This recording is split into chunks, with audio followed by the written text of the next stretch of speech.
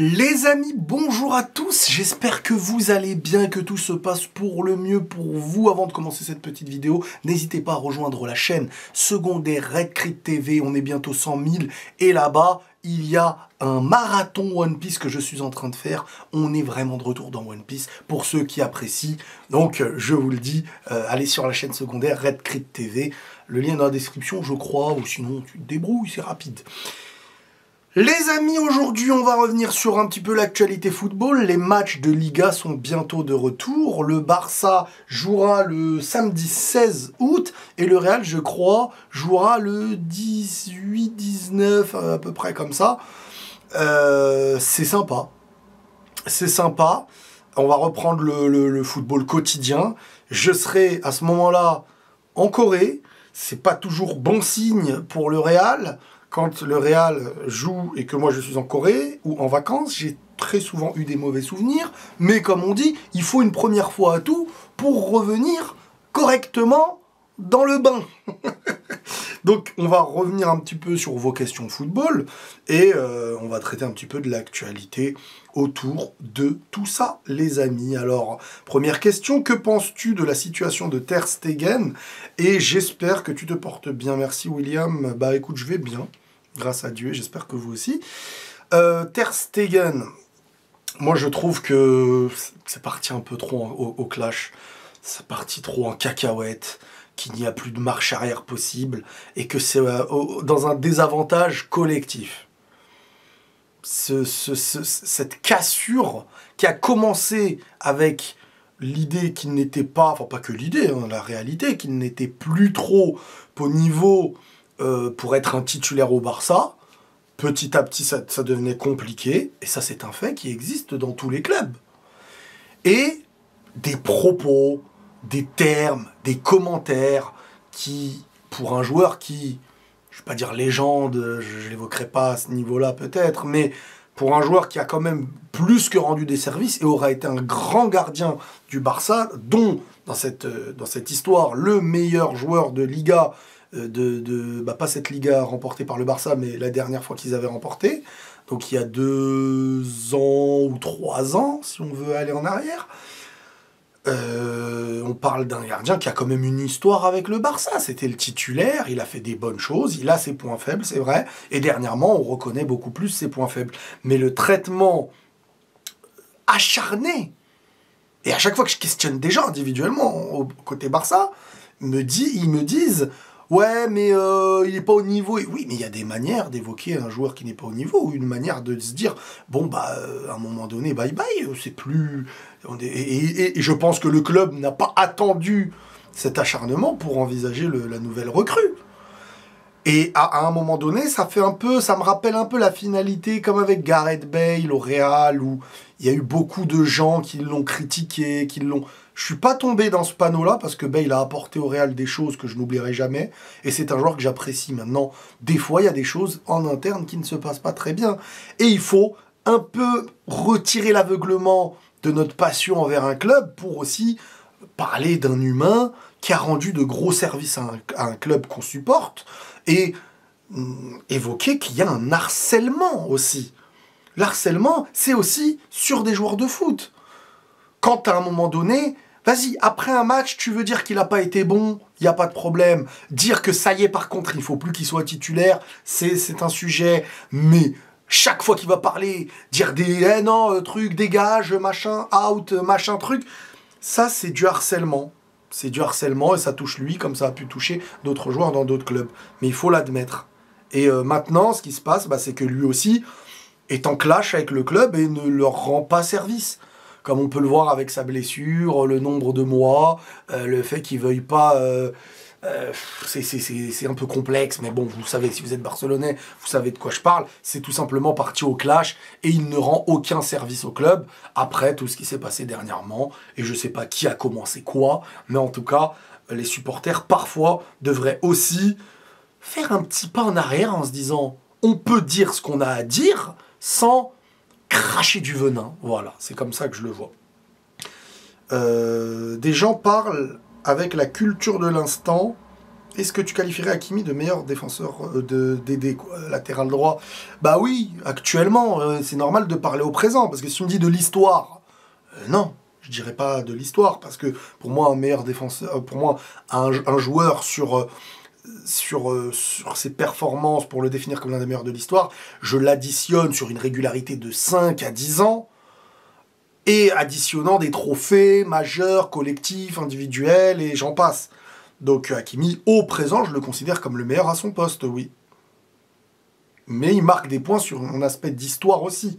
Pas comme le meilleur, mais comme un joueur que tu mets dans un lot qui peut être hyper intéressant.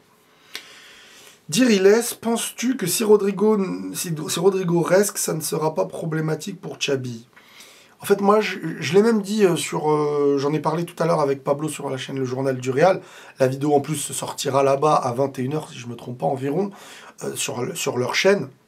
J'évoquais un petit peu par rapport à la question que tu me demandes, que tu m'évoques, que le problème, en fait, moi, je suis un peu content si on garde Rodrigo, voir encore Rodrigo au Real et peut-être accomplir des belles choses, des petits buts importants, des exploits et son football, ça fait plaisir, entre guillemets. Maintenant, il y a un gros problème. Un gros problème, c'est que le Real a besoin d'avoir ses titulaires et a besoin d'avoir ses remplaçants. Rodrigo, il est entre les deux. C'est un profil à être un titulaire. Problématique, c'est qu'en tant que titulaire au Real, ça veut dire que tu mets lui, Vini et Mbappé. Parce que tu sais que Vini, Mbappé, c'est pas touchable pour l'instant. Intouchable. Donc tu te retrouveras dans l'obligation d'avoir en suspens un titulaire qui ne sera pas toujours mis titulaire, mais que s'il joue et qu'il fait des bonnes choses, t'es obligé de les faire jouer à 3 devant. Que tu le mettes derrière les deux attaquants, au milieu ou machin chouette, c'est un profil offensif, avec le physique assez fin, donc tu peux pas en faire un Di Maria, comme le Real l'avait utilisé par le passé. Tu vois, ce Real-là est dans un... Rodrigo reste un joueur de la ligne la plus haute offensivement. Même s'il tourne autour d'un attaquant, même si tu décides de croire que tu peux le mettre 10, c'est un profil que tu comptes non pas comme le milieu qui va faire un travail de milieu, mais comme un joueur attaquant. Et le problème, c'est que il prend aussi la place d'un remplaçant. Parce que s'il est là, t'as Vini, Mbappé, et celui que tu fais rentrer après eux, logiquement, ça va être Rodrigo. En soi, c'est bien, c'est un très bon joueur. Mais ça met de côté, encore une fois, un Hendrick et un Gonzalo et un Brahim, qui auront encore moins de temps de jeu. Parce que tu ne pars pas sur une base de 3 titulaires, mais sur une base de 2 titulaires en attaque, logiquement, si tu veux avoir ton équilibre. Donc ça devient problématique sur l'idée qu'il est censé être titulaire, mais ne le sera possiblement pas, et prend la place de remplaçant sans être de base un profil remplaçant. Donc ça chamboule des choses chez moi et ça te forcerait à faire des choses qui ne sont pas dans la cohérence voulue de base. Donc c'est là la problématique selon moi. Salut, tu trouves pas que les classicos seront plus équilibrés comme en finale de Copa? On ne peut rien prévoir d'un classico. On s'est fait marbrer. Et un classico, même quand t'es hyper fort, t'es capable de manger un score. Donc pour l'instant, les classicos, on n'a aucune certitude sur ce genre de match. Tes 5 favoris actuellement pour la Ligue des Champions. Alors, Paris, Barça, Liverpool, Bayern. Et ensuite, pour la dernière place, je mets un lot.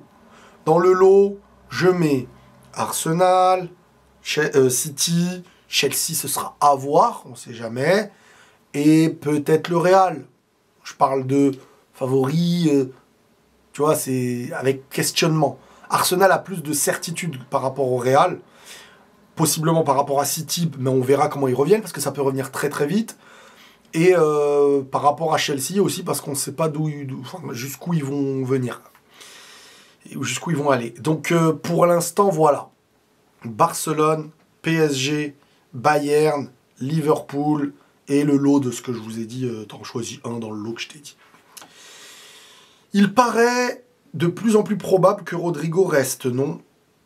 Aujourd'hui, c'est le calme plat. C'est le calme plat. Donc, on ne sait pas. On ne sait pas. Moi, je pense que ça arrangerait le Real que Rodrigo s'en aille, même financièrement, parce que le mercato est mis sur pause, et ça peut être une fin de mercato s'il n'y a plus de vente. Si vente il y a, recrue il y aura. C'est comme ça. Tu te fais influencer, t'as peur de critiquer le Barça? Ben oui. Tu penses Xabi arrivera à mettre sur le banc les joueurs qui performent pas, même avec leur statut? Alors, il faut comprendre un truc, nous qui sommes extérieurs à tout ça. Oui, les réseaux, machin, truc, le coach fait ce qu'il veut. L'intérêt d'un coach, c'est de faire en sorte que ces statuts, les joueurs qui ont un statut, puissent être des joueurs qui auront un statut toute la saison. Quand t'as Ronaldo, quand t'as tes éléments centraux de ton équipe, l'objectif, c'est de faire en sorte qu'ils te rendent, je vais pas dire la monnaie de ta pièce, parce que, mais dans le moment difficile, l'objectif, c'est pas de dire « Ah, t'es moins bon, Vini? Allez, on te met sur le banc. » Non, non, non, c'est pas l'intérêt. Parce que quand il est bon, tu sais qu'il va te rendre des services que celui qui l'aura remplacé parce qu'il était moins bon ne pourra peut-être pas te rendre. Donc oui, face au plus petit, il est moins bon, tu mets un autre, ça va se ressentir, il n'y a pas de problème. Enfin, ça va moins se ressentir, il n'y a pas de problème. Mais tu perds Vini ou tu perds Mbappé et tu arrives dans les plus gros matchs de Ligue des Champions si tu les as perdus, c'est pas bénéfique à toi aussi. Donc attention à ne pas vivre dans un petit film actuellement des réseaux, des médias, les pleins pouvoirs, machin. Oui, les pleins pouvoirs ne veulent pas dire bye-bye à tes tauliers parce qu'ils ont été moins bons. Non, les pleins pouvoirs, ça veut dire que le club a mis sur ses épaules sa liberté de choisir. Si sur un match, il veut faire tourner son taulier, bah il le fait tourner, même si le taulier n'est pas content. Mais l'objectif, c'est d'avoir tes tauliers dans les meilleurs moments de la saison. Sinon, tu as mal travaillé. Parce que c'est pas des tauliers pour aucune raison. Ils n'ont pas ce statut pour aucune raison. Alors à moins qu'Mbappé, comme la première partie de saison de l'année dernière, où on est dans un gros questionnement de « Waouh !» Ça devient pénalisant, parce que là, en fait, on doit te faire jouer, mais t'es pas au niveau, machin, tout ça. Mais on a eu la deuxième partie de saison. Ensuite, Vinicius, c'est une deuxième partie de saison compliquée. L'après-Ballon d'Or, le délire de prolongation ou pas prolongation. Là, on repart sur quelque chose de nouveau. Et le but, c'est de faire jouer tes joueurs qui ont un statut. Parce qu'ils vont te le rendre. Mbappé l'année dernière, moi j'étais dans l'état d'esprit où la première partie de saison, je dis, ben faut le mettre sur le banc à un moment donné, les gars. Ça y est. Parce que sinon, ça va. Et le coach a eu raison de ne pas m'écouter. Parce qu'au final, si c'est pas ça, ça se trouve, tu le perds, t'as pas cette deuxième partie de saison, et ça en devient un joueur secondaire, et au final, peut-être que cette année, il démarre pas, ou il part pas. Tu vois, on sait pas ce que ça aurait donné. On sait pas ce que ça aurait donné.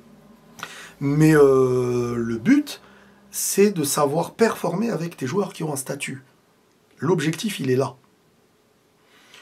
Hendrik a dû partir en prêt à la Sociedad, mais le deal a échoué à cause de sa rechute. T'en penses quoi? Dommage. J'aurais tellement aimé voir Hendrik... alors, je sais pas si c'est vrai ou pas, cette info, hein, mais je l'ai lu aussi. Mais j'aurais tellement aimé voir Hendrik, les gars, dans un club titulaire, dans un bon club en plus de Liga. Il aurait fait beaucoup de choses, il aurait appris, parce que régularité de temps de jeu, et il serait revenu au Real avec un autre aspect. C'est un joueur qui a beaucoup de talent. En termes de numéro 9, il est capable de faire en Liga une saison, s'il est titulaire dans un club un peu en dessous que le Real, Barça, Atlético, de faire une saison hyper intéressante. Et j'aurais tellement aimé voir ça, plutôt que de le voir second ou troisième choix, qui jouera 10 minutes tous les 4-5 matchs. Ça serait perturbant et mauvais pour lui, parce que c'est bon, il faut maintenant qu'il goûte au terrain un petit peu et qu'il goûte des minutes. Est-ce que tu mettrais Militao devant Rudiger s'il retrouve son meilleur niveau? Bien entendu. Bien entendu que si Militao retrouve son niveau, pour moi, c'est la complémentarité parfaite avec Højsén. Je pense que, comme je l'ai dit dans la vidéo avec Pablo, Militao n'aura jamais connu un meilleur duo défensif qu'avec Højsén s'il est à son niveau. C'est la perfection. Attention, la perfection pour lui, hein, c'est la complémentarité parfaite.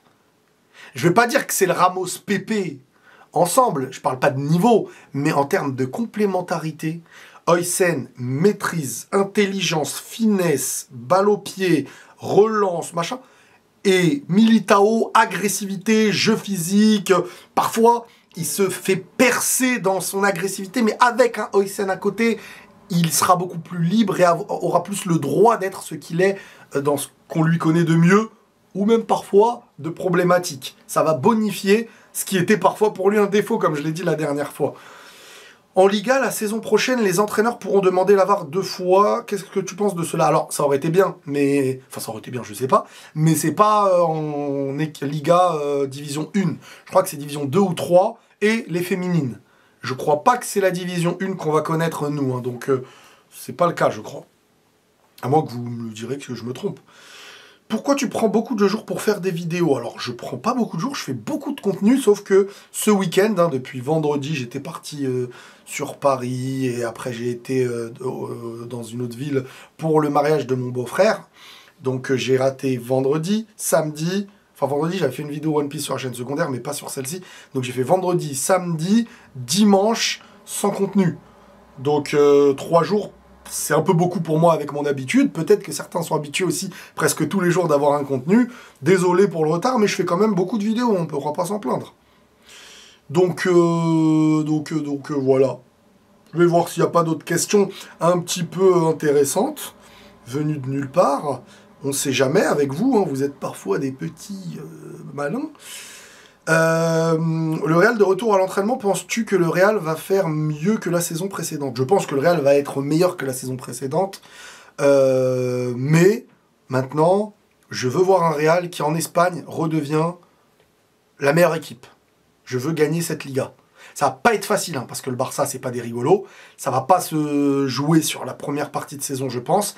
Mais faut remontrer un visage conquérant en Espagne et te refaire confiance aussi en Ligue des Champions, quand tu vas jouer la phase comment on appelle ça déjà, la première phase de Ligue des Champions, parce que là tu auras aussi, et c'est très bien, une possibilité de te jauger face à des grosses équipes, c'est assuré que tu joueras aussi des grosses équipes, impatient de voir les tirages au sort, qu'on évoquera ensemble, mais là, hors de question de passer par les barrages de Ligue des Champions, hors de question de perdre des points face à des petites équipes, tu vas en perdre parfois, parce que c'est normal, mais tu ne te fais pas distancer trop vite par le Barça, ça, je vais péter les plombs, honnêtement, sinon. Voilà, globalement, allez, pour cette petite vidéo, les frérots, on se tient au jus pour la suite.